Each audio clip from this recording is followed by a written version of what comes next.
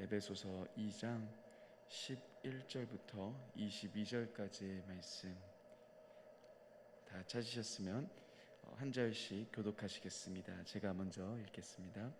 그러므로 생각하라. 너희는 그때 육체로는 이방인이요 손으로는 육체가 행한 할례를 받은 무리라 칭함받은 자로부터 할례를 받지 않는 무리라 칭함을 받는 자들이라. 그때에 너희는 그리스도 밖에 있었고 이스라엘 나라의 밖의 사람이라. 약속의 언약들에 대하여는 외인이요 세상에 있는 소망이 없고 하나님도 없는 자이더니 이제는 전에 멀리 있던 너희가 그리스도 예수 안에서 그리스도의 피로 가까워졌느니라. 그는 우리의 화평이신지라. 돌로 하나를 만드사 원수된 것 곧 중간에 막힌 담을 자기 육체로 하시고 법정으로 된 계명의 율법을 폐하셨으니 이는 이 돌로 자기 안에서 한 세 사람을 지어 화평하게 하시고 또 십자가로 이 둘을 한 몸으로 하나님과 화목하게 하려 하심이라. 원수된 것을 십자가로 소멸하시고 또 오셔서 먼 데 있는 너희에게 평안을 전하시고 가까운 데 있는 자들에게 평안을 전하셨으니 이로 말미암아 우리는 아버지께 나아감을 얻게 하려 하심이라. 그러므로 이제부터는 너희는 외인도 아니요 나그네도 아니요 오직 성도들과 동일한 시민이요 하나님의 권속이라. 너희는 사도들과 선지자들의 터 위에 세우심을 입은 자라. 그리스도 예수께서 친히 모퉁이 돌이 되셨느니라. 그 안에서 건물마다 서로 연결하여 주 안에서 성전이 되어가고 너희도 성령 안에서 하나님이 거하실 처소가 되기 위하여 그리스도 예수 안에서 함께 지어져 가느니라. 아멘. 사랑하는 여러분, 오늘도 이렇게 새벽 기도에 나오셔서 감사드립니다. 하나님의 놀라운 사랑을 경험하시며 하나님의 마음을 더 깊이 알아가시는 저와 여러분들이 되셨으면 좋겠습니다. 초등학교 다닐 때 저는 굉장히 장난꾸러기였습니다. 특별히 같이 놀았던 형들이 다 교회 형들이라서 교회에서 노는 것이 저희 정말 큰 낙이었습니다. 어느 날 형들과 함께 교회 지하실에서 함께 놀고 있었습니다. 그 당시 때 저희가 자주 했던 놀이는 불 끄고 눈 감고 치기입니다. 어느 날 제가 그 놀이를 하던 중에 술래가 되어서요. 이제 술래를 하고 있었는데 저희 교회 형들이 저보다도 더 큰 장난꾸러기입니다. 저를 놀래킨다고 엎드려 저를 이제 숨어서 엎드려서 저를 기다리고 있었습니다. 그래서 불 끄고 눈 감고 치니 이제 아무것도 보이지 않습니다. 그래서 앞으로 가고 있는데 형들이 저를 놀래키기 위해 엎드려 있다가 제가 오자 제 발목을 확 잡았습니다. 제가 너무나도 놀란 나머지 그 자리에서 뒤로 자빠지면서 머리를 부딪혔습니다. 근데 그때 정말 많은 별들을 보았습니다.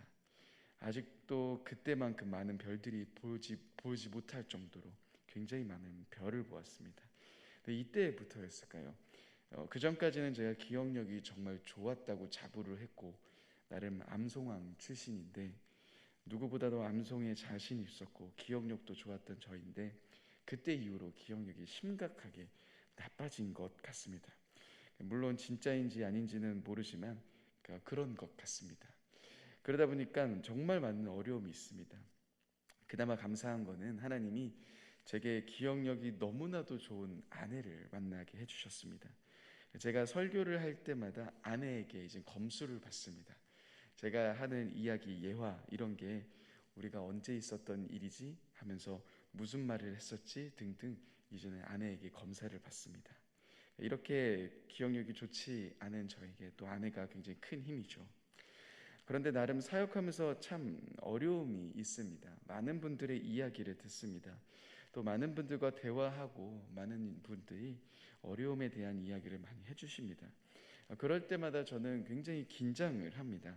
제가 기억력이 좋지 못하다는 핑계로 그저 넘기면 안 될 이야기들이 너무 많이 들리기 때문입니다. 어려움 속에서 고민하고 힘들어 하시는 분들의 이야기를 듣고 또한 제가 마음을 담고 기도해야 될 부분이기 때문에 최대한 기억하려고 했습니다. 그래서 저는 만날 때 이야기를 나눌 때 핸드폰 메모장에 꼭 무슨 이야기를 했는지를 적어둡니다. 제게는 한 분 한 분의 깊은 나눔, 깊은 기도 제목은 절대 잊어져서는 안 될 내용이겠죠. 여러분, 우리들의 삶에서 모든 정보를 우리는 기억하지 않습니다. 모든 것을 기억할 수는 없을 겁니다. 그러나 그 삶 중에 잊지 말아야 하는, 그리고 우리가 평생 기억해야 하는 내용들이 있습니다. 그런데 우리 신앙 안에서도 동일합니다. 신앙의 연수가 깊어지더라도, 또 많은 설교를 듣고 기억하고 잊고를 반복하더라도 정말 우리가 잊지 말아야 하는 중요한 내용이 있습니다. 오늘 말씀은 바로 그러한 내용으로부터 출발합니다. 오늘 에베소서의 말씀은 이렇게 시작합니다. 그러므로 생각하라. 여러분, 그러므로라는 접속사도 중요한 문장이 나오는 것임을 우리들에게 알려주고 있는데, 거기에 첫 번째 단어가 명령형입니다. 바로 생각하라. 다시 말해 기억하라라는 명령입니다. 우리들의 신앙생활에서 잊지 말아야 하는, 우리의 신앙에서 정말 기억해야 하는 매우 중요한 이야기가 나오고 있습니다. 신앙생활에서 익숙해질 때가 분명 있습니다. 예배도 익숙해지고 봉사도 익숙해지고 그러다 보면 습관이 될 수도 있습니다. 그러나 그러한 습관으로 이어지더라도 우리의 가슴 깊이 기억해야 될 분명한 내용을 사도 바울은 이렇게 이야기합니다. 함께 11절의 말씀을 같이 한번 읽어보겠습니다. 11절입니다. 시작. 그러므로 생각하라. 너희는 그때 육체로는 이방인이요 손으로는 육체에 행한 할례를 받은 무리라. 칭하는 자들로부터 받지 않은 무리라. 칭함을 받는 자들이라. 사실 기억하다라는 말은 우리들에게 자연스럽게 출애굽기를 떠올리게 합니다. 출애굽기 13장 3절의 말씀을 나중에 찾아보시면 모세는 이스라엘 백성들에게 이렇게 이야기합니다. 애굽에서 종살이하던 너희가 이 집에서 나오는 날을 기억해라 라고 이야기하며, 그들이 무교병을 먹으면서 그들을 건지신 하나님을 기억하고 생각하도록 인도합니다. 그러나 이스라엘 백성들은 궁극적으로 이것을 기억하는데 실패하죠. 하나님이 구원해 주신 이 은혜를 잊고 살아갑니다. 기억하는데 실패한 이스라엘 백성들은 끊임없이 하나님을 원망하고 하나님이 아닌 다른 것을 붙잡고 살아갑니다. 그런데 여러분, 오늘 말씀은 이런 유대인들에 대한 이야기가 아닌, 이 말씀에서는 조금 대상이 다른 것을 보게 됩니다. 육체로는 이방인이요, 이 말은 무엇을 뜻합니까?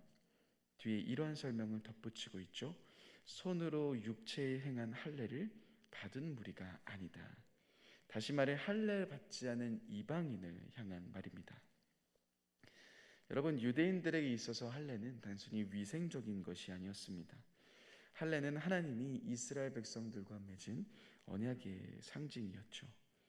하나님의 명령에 순종하여 남자들의 표피를 제거하고 우리가 하나님의 구원을 받은 백성, 하나님의 선택을 받은 백성이다라는 그 정체성을 나타내는 상징이었습니다.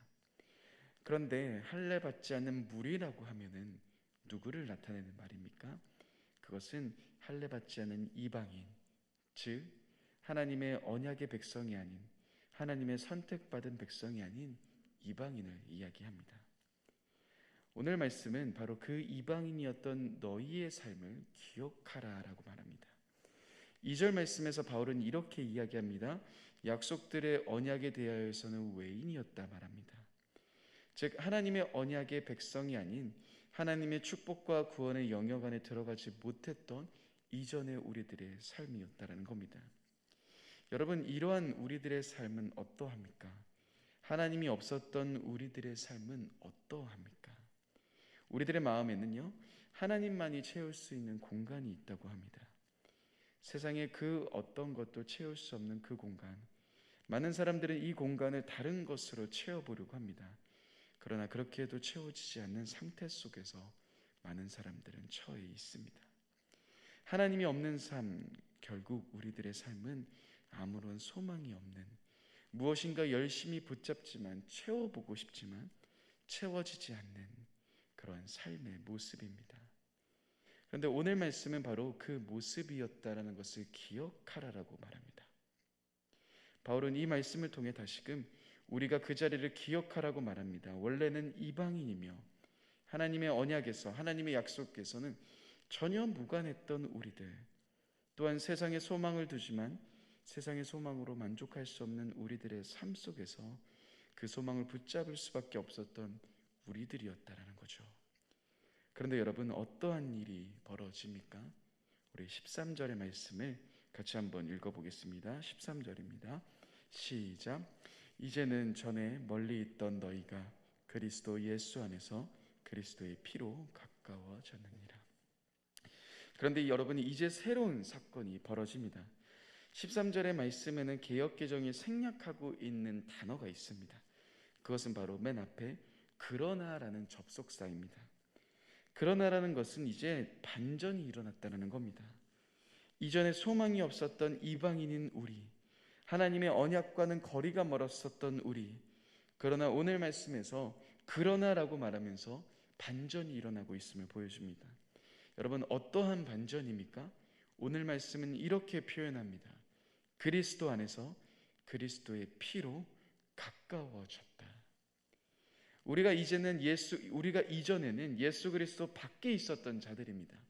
하나님 밖의 영역에서 살아갔던 자들입니다. 그런데 이제 우리들의 공간이 달라집니다. 이제 더 이상 우리는 밖에 있는 사람이 아닙니다. 우리는 안에 있는 사람입니다. 예수 그리스도 안에, 그 하나님의 언약 안에, 그 하나님의 놀라우신 사랑 안에 있는 자라는 사실입니다. 그런데 여러분, 우리가 그 공간 안으로 어떻게 들어올 수 있었습니까? 우리의 잘남 때문이었습니까? 우리의 행동 때문이었을까요? 아닙니다. 골로새서 1장 13절의 말씀처럼 하나님이 우리를 그 자리로 옮기셨다라는 겁니다. 하나님이 저와 여러분들을, 이방인인 저와 여러분들을 이 자리로 옮겨주셨습니다. 모든 것이 하나님의 은혜이며 모든 것이 하나님의 행동이셨습니다. 하나님께 가까이 갈 수 없는 우리가, 세상의 헛된 소망을 붙잡고 살아갈 수밖에 없었던 우리가 바로 예수 그리스도의 피로 말미암아 그 예수 그리스도 안으로, 그 영원한 하나님 나라 안으로 옮겨졌다라는 겁니다. 예전에 제가 어렸을 때 저희 아버지 교회 바로 옆에는요, 굉장히 큰 공장이 하나 있었습니다. 혹시 여러분 샘표 간장 아십니까? 저희 아버지 교회에 정말 큰 샘표 공장이 있었습니다. 거기에 학교들도 많이 견학을 오고요. 근데 그 공장에서 자주 저희 집에 간장을 많이 줬습니다. 그래서 이 간장을 너무 줘서 고맙다라는 그런 생각만 갖고 있었는데요. 예전에 극동방송에서였던 것 같은데 우리 교회 좋은 교회라는 그 라디오 프로그램이 있었습니다. 그 라디오 프로그램에서 저희 아버지 교회를 방문했었던 적이 있었는데요. 그때 그 앞에서 인도하셨던 그분이 하셨던 멘트가 너무나도 인상 깊어서 지금도 기억합니다. 뭐라고 이야기하셨냐면, 화장실에 갔는데 여기는 간장 냄새가 정말 많이 나네요 라고 이야기를 하셨습니다. 근데 여러분, 저는 화장실을 가면서 한 번도 간장 냄새가 많이 나나? 라는 생각을 해본 적은 없습니다. 왜냐하면 매일마다 그 냄새가 나니까 그냥 익숙해졌던 것 같습니다. 그런데 이 샘표 간장이 어느 순간 순식간에 사라져 버렸습니다. 그러고 나서 내가 지금까지 굉장히 짠 공기를 마시고 있었구나가 느껴지기 시작했습니다. 여러분, 샘표 간장이라는 그 엄청난 큰 공장이 저희 집 주변에 사라지자 저희 주변의 공기가 달라집니다. 더 이상 짠 냄새도 나지 않습니다. 그런데 여러분, 우리는 단지 간장 공장 하나가 옮겨진 것이 아닙니다. 성경은 우리 자체가 옮겨졌다라고 표현합니다. 하나님이 우리를 옮기셨다라고 말합니다. 세상의 종노릇하고 있으며 하나님이 아닌 다른 것을 섬기고 있었던 우리, 그 안에서 고통받고 신음하고 있었는데 하나님이 우리 자체를 옮겨주신 겁니다. 단지 조그마한 문제 하나만 옮겨주신 것이 아닙니다. 문제를 옮겨주신 것이 아닌 우리들의 삶 자체를, 우리 자체를 그리스도 안으로 옮기셨다라는 겁니다. 여러분, 이것은 엄청난 사건입니다. 우리는 바로 지금 그 안에서 살아갈 수 있게 된 겁니다. 그런데 13절에서 굉장히 흥미로운 부분이 담겨져 있습니다. 특별히 멀리 있던과 가까워졌다라는 이 두 단어가 우리들에게 보여주고 있는 이미지가 하나 있습니다. 구약에서 특별히 이사야 말씀 안에서 이 멀리 있었던과 가까워졌다라는 개념은요, 이방인이 하나님의 성전으로 가까이 나아갈 수 있는 것에 대한 이미지였습니다. 그렇기에 21절 거의 마지막 부분에 바울은 이 이미지를 사용해서 말씀을 더욱 확장해 나가는 걸 볼 수 있습니다. 여러분, 이전까지 하나님의 성전으로 나아갈 수 없었던 이방인들이었습니다. 더 깊은 곳까지 갈 수 없는 자들이었습니다. 우리는 그런데 예수 그리스도를 통해서, 그의 피를 통해서 성소에 들어갈 담력을 이제 얻게 됩니다. 여러분, 성전은 어떠한 장소입니까? 그것은 우리와 하나님이 만나는 장소입니다. 하나님과 관계를 맺어가며 하나님과 만날 수 있는 장소가 바로 성전입니다. 즉, 이방인으로서 하나님 앞으로 나아갈 수 없었던 우리가, 멀리 있었고 관계 맺을 수 없었던 우리가 예수 그리스도로 인해 이제 하나님과 관계 맺을 수 있게 되었고 하나님의 사랑을 누릴 수 있는 존재가 되었다라는 겁니다. 여러분, 이것은 정말 엄청난 사건 아니겠습니까? 이제 아래 말씀들은 이방인인 우리가 또한 유대인들이 화평하게 되는 것을 설명하며 17절의 말씀 이후로부터는 하나님과의 화평을 이야기합니다. 하나님 앞으로 나아갈 수 있게 되었다는 이 엄청난 사실을 우리들에게 보여주고 있습니다. 사랑하는 여러분, 우리는 하나님과 만날 수 있는 자들입니다. 하나님과 교제하며 하나님과 관계 맺을 수 있는, 예수 그리스도로 인해서 하나님을 만날 수 있는 엄청난 존재들입니다. 우리는 먼저 기억해야 합니다. 이전에 하나님이 없었던 우리들의 삶이 어떠했는지 말입니다. 세상을 붙잡고 있었던 때가 혹시나도 있으셨다면 그때 나의 삶이 어떠했는지 우리는 계속 생각해야 합니다. 또한 예수 그리스도를 말미암아 우리와 하나님 사이가 가까워졌음을 우리는 기억해야 합니다. 그래서 내가 서 있는 이 자리 속에서 하나님과 함께 교제하며 하나님을 더 깊이 알아가며 하나님의 마음을 더 깊이 누려가는 우리가 되어야 합니다.